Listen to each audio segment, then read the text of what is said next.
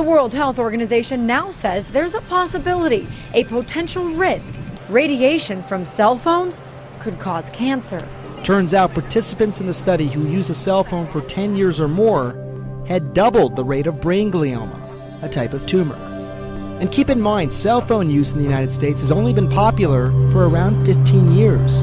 After several minutes, that it really starts causing DNA problems. It even heats the brain. What microwave radiation does, in the most simplistic term, is very similar to what happens to your food. When you put your food in a microwave oven, it's essentially cooking the brain. If you've ever put a cell phone to your ear, you should listen to what neurosurgeon Dr. Keith Black has to say. There's no way to say that cell phone use is safe. I think that the public has a right to know that there could be a potential risk. Environmental factors take decades to see their effect, not a few years. So if it may take decades to get a clearer answer, what can we say about cell phone safety now? All right, now tonight's top story, your lifeline to the world is being linked to cancer. This is the story that we have been talking about all day. Should we really be concerned about using our cell phones? Stephanie, what do you have to say?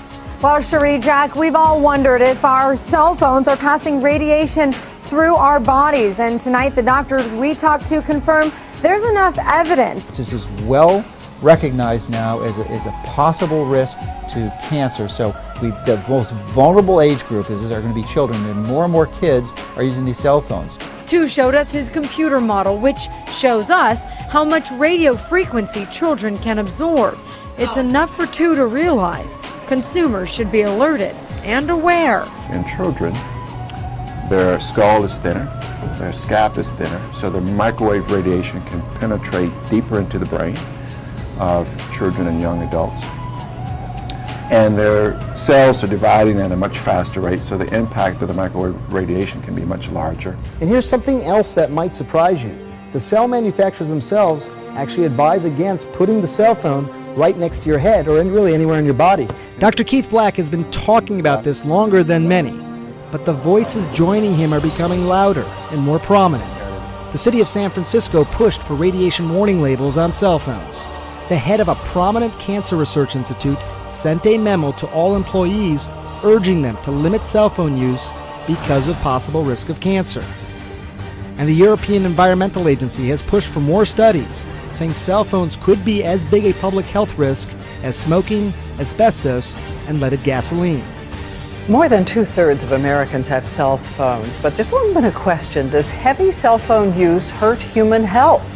Lindsay Davis reports on a major new study which for the first time shows cell phones do seem to have some mysterious effect on the brain.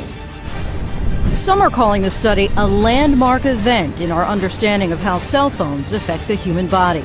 47 participants had cell phones placed on their left and right ears. One cell phone was activated but muted, the other was turned off. After 50 minutes, the researchers took PET scans of the subjects. Look at what they found. The image on the left shows what happened when the cell phone was turned on. The most active areas are in red. Notice the upper right part of the brain. That's the area closest to the antenna. Compare that with this image on the right of the same subject when they had their cell phones turned off. A committee composed of scientists from 14 different countries working for the World Health Organization concluded that exposure to cell phone radiation is a possible carcinogen because what the cell phones do is emit a radio frequency magnetic field which interacts with your own biological signaling system to cause this increase.